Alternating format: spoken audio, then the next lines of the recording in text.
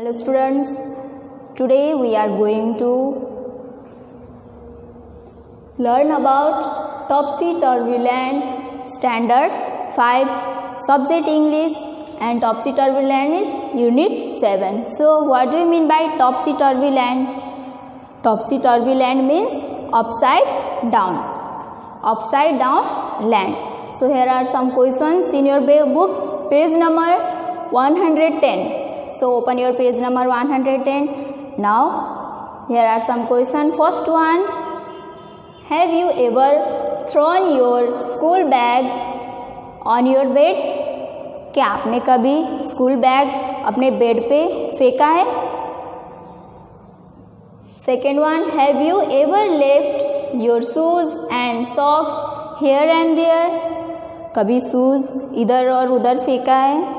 So next one, have you ever played with your ball in your room? क्या आपने कभी ball room में खेला है? Does your room sometimes look like this? Look like this means आपके book में है पेज नंबर 110. क्या आपका रूम कभी वैसा दिखता है? I think not. So let's we read this Topsy-Turvy Land. So in Topsy-Turvy Land the people walk upon their head. Topsy-Turvy Land में people क्या करते हैं? किससे चलते हैं? हेड से चलते हैं. So the sea is made of sand. Head से चलते हैं और सी किससे बना है? सैंड से. The children go to school by night in Topsy-Turvy Land. Children school कब जाते? रात में जाते. And कहाँ पे? In Topsy-Turvy Land. People किससे चलते हैं? लोग किससे चलते हैं? हेड से चलते हैं, अपने हेड से. In Topsy-Turvy Land the sea is made of sand. sea किससे बना है? सैंड से बना है. And the children go to school by night. Children कब जाते स्कूल? नाइट में. नॉर्मली डे में जाते हैं. But in Topsy-Turvy Land children go to school by night. Now next paragraph, the front door step is at the back. Front door कहाँ पे होता है? फ्रंट में होता है. But in Topsy-Turvy Land front door Topsy-Turvy Land में कहाँ पे होता है? वो पीछे के साइड होता है. You are walking when you stand. वो इन Topsy-Turvy Land आप जब खड़े होते हो ना, इसका मतलब क्या है? इन Topsy-Turvy Land में वो चल रहे होते हैं. So you wear your hat upon your feet. Hat कहाँ पे पहनते हैं? फीट में पहनते हैं. इन Topsy-Turvy Land. In Topsy-Turvy Land. So next one, and buses on the sea you will meet. Buses कहाँ मिलते हैं आपको? सी में मिलता है. बसेस सी में मिलता है. कहाँ पे? इन Topsy-Turvy Land में. While pleasure boats are planned. और बोट्स कहाँ पे मिलते हैं? रोड में मिलता है. To travel up and down the street of Topsy-Turvy Land. Topsy-Turvy Land में बसेस कहाँ मिलती है? सी में. एंड बोट्स कहाँ मिलता है? वो मिलता है रोड में. यू पे for what you never get. Topsy-Turvy Land में आपने जो लिया ना हो ना, उसे पे करना पड़ता है. I think it must be grand. For when you go you are coming back. In Topsy-Turvy Land आप जब जाते हो इसका मतलब क्या है? आप आ रहे होते हैं in Topsy-Turvy Land. So let's revise this Topsy-Turvy Land once time. The people walk upon their heads. The sea is made of sand. The children go to school by night in Topsy-Turvy Land. The front door step is at the back. You are walking when you stand. You wear your hat upon your feet in Topsy-Turvy Land. And buses on the seas you will meet, while pleasure boats are planned to travel up and down the streets of Topsy-Turvy Land. You pay for what you never get. I think it must be grand. For when you go, you are coming back in topsy-turvy land. So I hope you all understand this topsy-turvy land. Now students, in topsy-turvy lands we learn some new words. So what are the new words? New words हमने क्या पढ़ा topsy turvy land में? Topsy turvy. Topsy turvy means upside down. Pleasure. Pleasure means feeling of enjoyment. Pleasure means feeling of enjoyment. Grand. Grand means big. Great fun. Grand means big and great fun. Now in unit 7 here are some another story also. Let's we learn.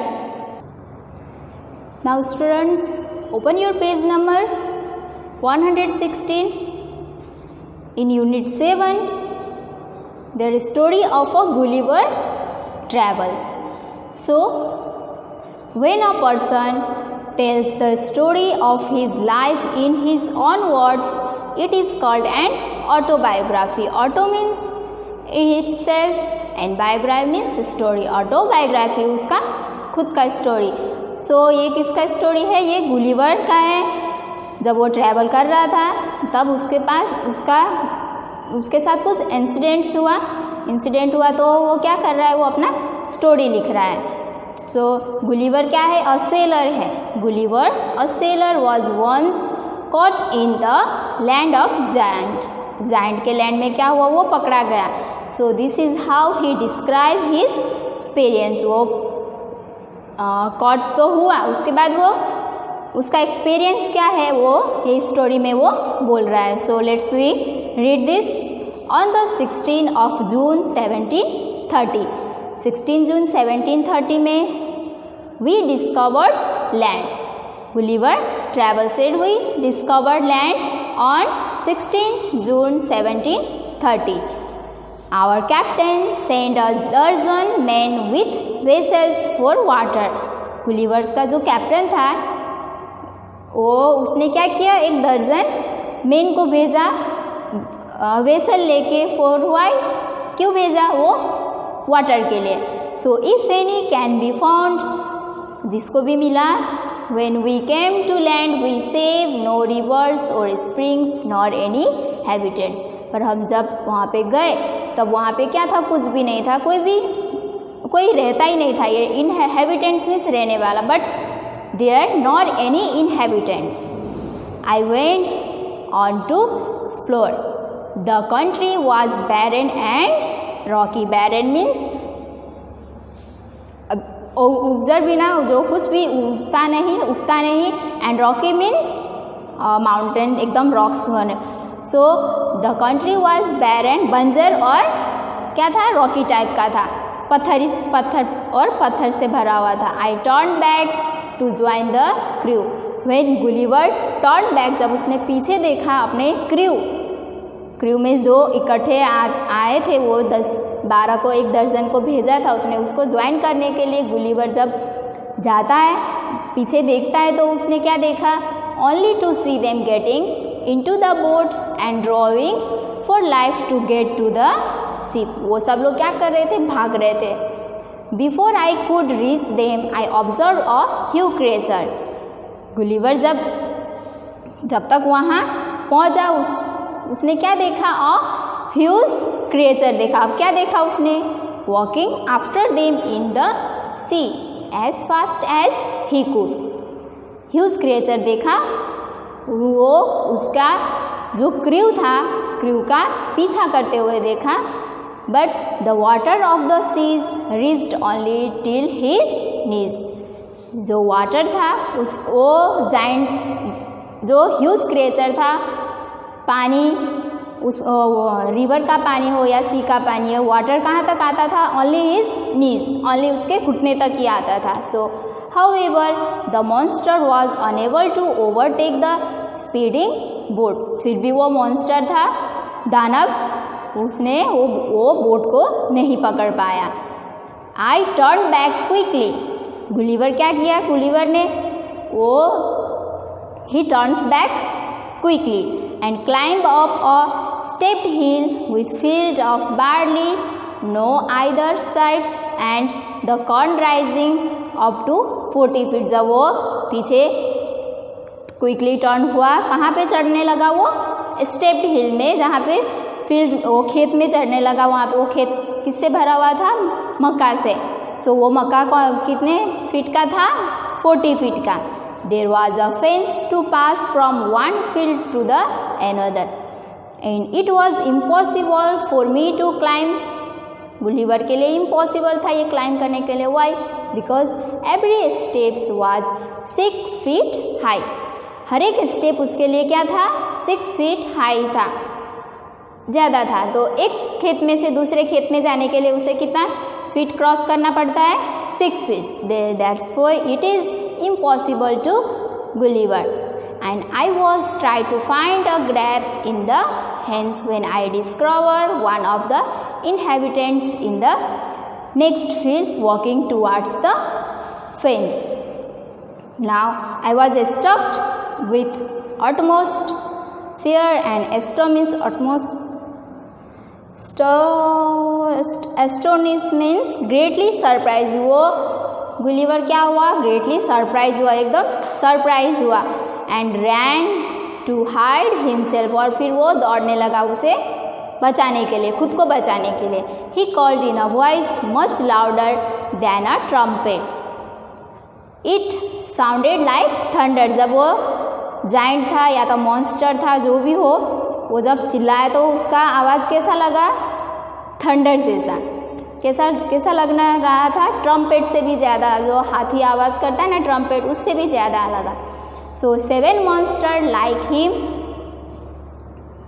Came towards the field ready to reap the corn. फिर जब वो बोला, कौन? Giant चिल्लाया, तो क्या हुआ? उसके बाद वो 7 मॉन्स्टर थे, उसके जैसा ही दिखने वाला वो भी आए। Why? To reap the corn, वो मक्का जो वहाँ पे फील्ड में उगा हुआ था उसे काटने के लिए वो आए।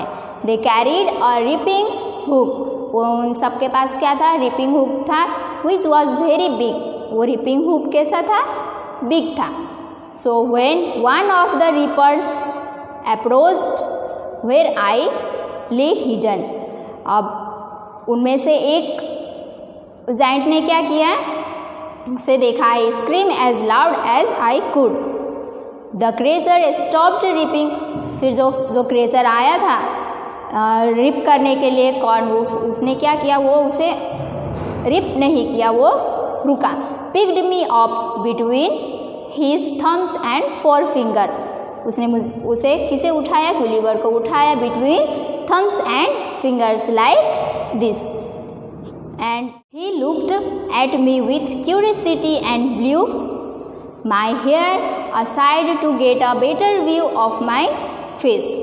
वो जाइंट क्या कर रहा था? उसे नज़दीक से देख रहा था। Curiosity means what? Curiosity means is here? No, curiosity means एकदम आश्चर्यजनक, उसे उत्साह हो रहा था उसे देखने के लिए कि क्या है ये चीज़। गुलिवर को, जाइंट गुलिवर को देख रहा था। So after that he called his friends and gently placed on me on the ground. उसके बाद वो जाइंट ने क्या किया? अपने फ्रेंड्स को कॉल किया एंड he picked और he placed means जाइंट ने गुलिवर को नीचे रखा on the ground, and after they all sat on the ground, सब लोग क्या, जिसको बुलाया वो सब नीचे बैठे। एंड क्यों नीचे बैठे? To take a good look at me, मुझे। I walk slowly backward and forward, Gulliver slowly backward और फॉरवर्ड चलने लगा। And pull of my hat and made a low bow towards the farmers, उसके बाद उसने जो हैट पहना था वो निकाला, फिर वो फार्मर्स जो थे उसके सामने वो झुका, वो किया। I try to speak to them loudly in several languages, मैंने बहुत सारे लैंग्वेज से वो बात करने की कोशिश की। किससे? फार्मर से। But he never understands, and each time I did so the farmer who picked me up held his ear very close to me but in vain. वो लोग कुछ नहीं समझ पाए. The farmer took me to his house. फिर उसके बाद वो फार्मर्स थे, एक फार्मर ने गुलिवर को क्या किया, अपने घर ले गया. And placed me at some distance on the dining table which was 30 feet height from the floor. उसके बाद डाइनिंग टेबल में उसके गुलिवर को प्लेस किया. वो डाइनिंग टेबल कितना फीट का था, 30 feet हाइट का था. फ्रॉम द फ्लोर से 30 feet height. Dinner was brought for the farmers in a dish which was 10 feet in diameter.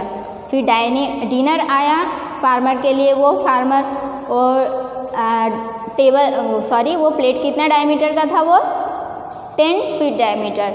And the farmer wife crumble some bread and placed it before me.